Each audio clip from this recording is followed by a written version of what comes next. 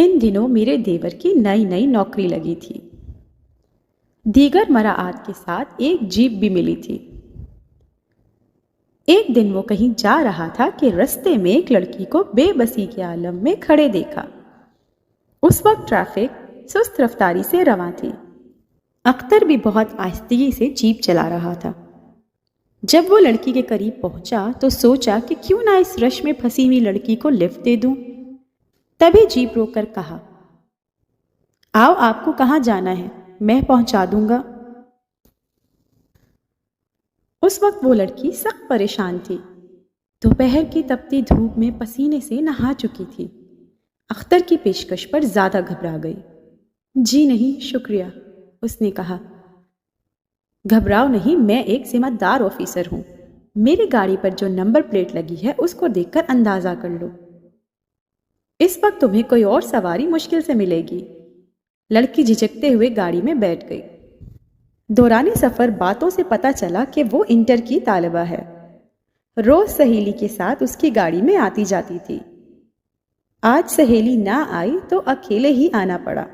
اتفاق یہ ہے کہ جس جگہ وہ رہتی تھی وہاں قریب ہی ہمارا گھر تھا۔ جب اختر نے اس کو اس کے گھر کے قریب ڈراپ کیا تو اپنا کارڈ بھی اسے تھما دیا، جیسا کہ اکثر نوجوانوں کی عادت ہوتی ہے۔ لڑکی نے مسکرا کر وہ کارڈ اپنے پرس میں رکھ لیا۔ گھر آ کر اختر کو خیال آیا کہ اس نے تو لڑکی کو اپنا کارڈ دے دیا تھا، لیکن اس نے اس کا نام تک نہیں پوچھا۔ ابھی وہ اسی سوچ میں تھا کہ فون کی گھنٹی بجی۔ فون اختر نے اٹھایا۔ پوچھا، کون؟ جواب ملا، وہی دوپہر والی۔ نام تو بتا دیجئے۔ ماریا، اس نے بتایا۔ اس کے بعد وہ 15 منٹ تک میرے دیور سے باتیں کرتی رہی۔ اس کے بعد یہ معمول ہو گیا کہ ماریا اختر کو شام کو روز فون کرتی تھی اور اسے بھی اس لڑکی کے فون کا انتظار رہتا تھا۔ دن مہینوں میں اور مہینے سالوں میں بدلتے گئے۔ اس دوران یہ دونوں کافی ایک دوسرے کے قریب آ چکے تھے اور میں دیکھ رہی تھی کہ معاملہ سنجیدہ ہوتا جا رہا ہے۔ تبھی میں نے لڑکی کا پتہ معلوم کیا۔ معلوم ہوا وہ اسی کالج میں پڑھتی ہے جہاں میں پروفیسر تھی۔ چونکہ وہ آرٹ سیکشن میں تھی اور میں سائنس سیکشن میں پڑھاتی تھی، تبھی میری اس سے ملاقات نہیں ہوئی تھی۔ میں نے اختر سے بات کی کہ جو تمہارا فون پر لڑکی سے سلسلہ چل رہا ہے تو یہ اونٹ کس کروٹ بیٹھے گا؟ اس نے کہا، بھابھی، میرا ماریا سے شادی کا ارادہ ہے۔ بھابھی نے کہا، اس کے لیے تم دونوں کو اپنے والدین کو راضی کرنا ہوگا، جو کہ ایک مشکل مرحلہ ہے۔ مگر بھابھی، آپ جو ہیں، آپ مدد کریں گی؟ پہلے لڑکی سے پوچھ لو، دیکھو وہ کیا کہتی ہے۔ وقت کے ساتھ ساتھ اختر اور ماریا کے فون پر گفتگو کے اوقات بھی تبدیل ہوتے رہے، لیکن یہ دونوں مسلسل رابطے میں رہے۔ ایک روز اختر کو میں نے کافی پریشان دیکھا۔ پوچھنے پر پتہ چلا کہ ماریا نے اس کو فون پر بتایا تھا کہ اس کے ماموں کا لڑکا بیمار ہے، کسی طور پر ٹھیک نہیں ہو رہا، لگتا ہے اس کا ذہنی توازن خراب ہوتا جا رہا ہے۔ اس پر میں نے کہا کہ خدا اس کو شفا دے۔ تب پریشان ہو کر وہ بولا، اصل میں ڈاکٹر نے ماریا کے ماموں کو یہ مشورہ دیا ہے کہ وہ بیٹے کی شادی کر دیں تو شاید وہ نارمل ہو جائے گا۔ اب ماریا کے ماموں اپنی بہن اور بہنوئی سے کامران کے لیے ان کی بیٹی کا رشتہ مانگ رہے ہیں۔ ماریا کا رشتہ؟ جی بھابھی، وہ ماریا کا رشتہ مانگ رہے ہیں۔ تبھی اس نے پریشان ہو کر مجھے فون کیا ہے۔ اختر، یہ بات سن کر میں بھی پریشان ہو گئی ہوں۔ اگر شادی کے بعد بھی کامران ٹھیک نہ ہوا تب تو ماریا کی زندگی خراب ہو جائے گی۔ اس دن کے بعد سے میرا دیور کافی پریشان رہنے لگا۔ تب میں نے اختر کو تسلی دی اور مدد کا وعدہ کیا۔ میں نے اپنے ساس اور سسر کو اعتماد میں لیا۔ اختر اور ماریا کے رشتے کے لیے ان کو راضی کر لیا۔ ماریا کو اپنی شاگرد بتایا اور منا لیا اور جلد از جلد اس کا رشتہ طلب کرنے ماریا کے والدین کے پاس پہنچ گئی۔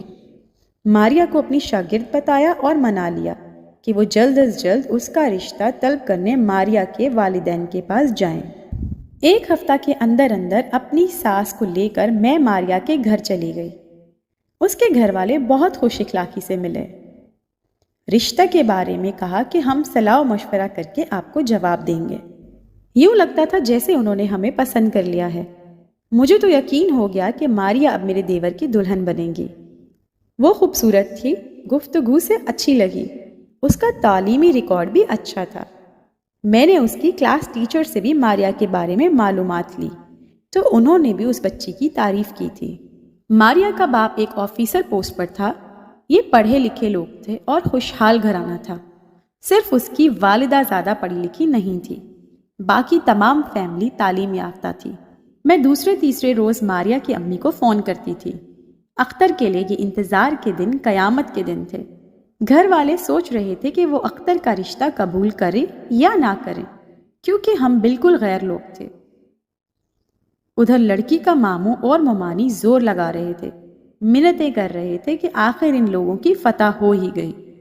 وہ اپنے بیٹے کے لیے بھانجی کا رشتہ لینے میں کامیاب ہو گئے۔ جب لڑکی اس رشتے پر قطعی راضی نہ تھی، بھلا ایسے لڑکے سے کون لڑکی خوشی سے شادی کرتی ہے جو ذہنی طور پر نارمل نہ ہو؟ میں اور امی جان بھی اختر کو گمسم دیکھ کر افسردہ تھی۔ ادھر ماریا کی یہ حالت تھی کہ بستر پر پڑ گئی تھی، جیسے کسی نے اس کی جان نکال لی ہو۔ اس کے والدین کو علم ہی نہ تھا کہ ان کی بیٹی اختر کو پسند کرتی ہے۔ یہ سارا کیا دھرا تو اس کی کم عقل ماں کا تھا، جس نے بھائی کی محبت میں اپنی بیٹی کو قربان کر دیا تھا۔ اگلے کئی دنوں تک اختر کا دماغ معاف رہا تھا، جیسے کسی نے اس سے سوچنے سمجھنے کی طاقت چھین لی ہو۔ 2 ہفتے بعد ایک روز فون کی گھنٹی بجی، اسی مخصوص ٹائم پر جب وہ اختر کو فون کیا کرتی تھی، اور وہ فون کے قریب ہی بیٹھا تھا۔ اس نے فون اٹھایا۔ ماریا بول رہی تھی، مجھے معاف کر دو اختر، میں مجبور ہوں۔ وہ رو رہی تھی، تم چاہو تو میرے گھر سے بھاگ کر میں تمہارے ساتھ کورٹ میرج کرنے پر تیار ہوں۔ ایسا مت سوچو ماریا، اختر نے اسے سمجھایا، تمہارے والدین کا حق بھی تم پر واجب ہے، ان کی اطاعت کرو اور مجھے بھول جاؤ۔ یہ مناسب نہیں ہے کہ ہم ان کو بھول جائیں اور خوشیوں کا راستہ تلاش کریں۔ ان کو رنجیدہ نہ کرو، بھاگ جانے سے بہتر ہے جدائی کا درد ہمارے دل میں رہ جائے۔ کم از کم تمہارے والدین دنیا والوں کے سامنے رسوا تو نہ ہوں گے۔ رشتہ طے ہونے کے 1 ماہ بعد ماریا کی شادی اس کے ماموزاد کامران سے ہو گئی۔ ماریا نکاح پر راضی نہ تھی، مگر زبردستی اسے مجبور کیا گیا تھا۔ اپنی ماں کی خاطر اس کو یہ قربانی دینی پڑی، اور ماں نے بھائی کے لیے بیٹی کی خوشیوں کا خون کر دیا۔ اس کو امید تھی کہ ماریا جیسی اچھی جیون ساتھی پا کر اس کا بھتیجا نارمل ہو جائے گا، لیکن ایسا نہ ہو سکا۔ کامران کو پہلے کبھی کبھار دورہ پڑتا تھا، اب آئے دن دورے پڑنے لگے۔ وہ الٹی سیدھی حرکتیں کرنے لگا، بیوی کو آپا کہہ کر بلاتا، غرض ایسی نرالی باتیں کرتا کہ افسوس ہوتا تھا اس کی جوانی پر۔ ادھر ماریا بیچاری اب جیتی تھی نہ مرتی تھی کہ ساری عمر اس کو ایک پاگل کے ساتھ گزارنی تھی۔ کامران کا علاج ہو رہا تھا، مگر مرض بڑھتا ہی جا رہا تھا۔ اس اثناء میں اس کے پاگل شوہر نے اسے اس قدر پریشان کیا کہ وہ خود بھی نیم پاگل ہونے لگی۔ ایک روز میں اور اختر اپنے ایک عزیز کی عیادت کے لیے ہسپتال گئے تو وہاں ہماری ملاقات ماریا اور اس کی والدہ سے ہوئی۔ ہم تو ماریا کو دیکھ کر پہچان ہی نہ سکے کہ جس کو دیکھ کر گلاب کا پھول بھی شرماتا تھا، آج وہ مریضہ لگ رہی تھی۔ اس کی والدہ نے ہم کو آواز دے کر بلایا۔ آج وہ بہت پشیمان لگ رہی تھی کہ ناحق بھائی کی چکنی چپڑی باتوں میں آ کر میں نے غلط فیصلہ کر دیا اور بیٹی کی زندگی برباد کر کے رکھ دی۔ لیکن اب میں یا اختر اس کو کیا کہہ سکتے تھے، سوائے اس کے کہ آنٹی آپ کا قصور نہیں، جو قسمت میں تھا وہ ہو گیا۔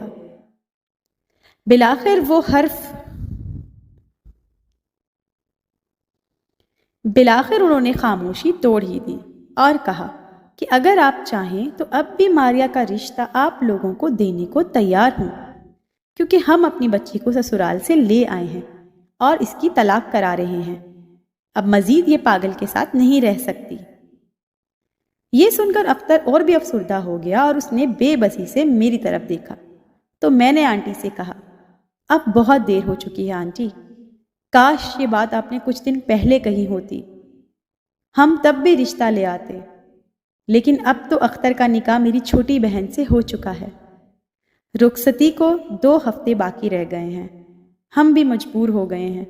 کیا کریں، رشتے ہی ایسے ہیں کہ اب توڑے نہیں جا سکتے۔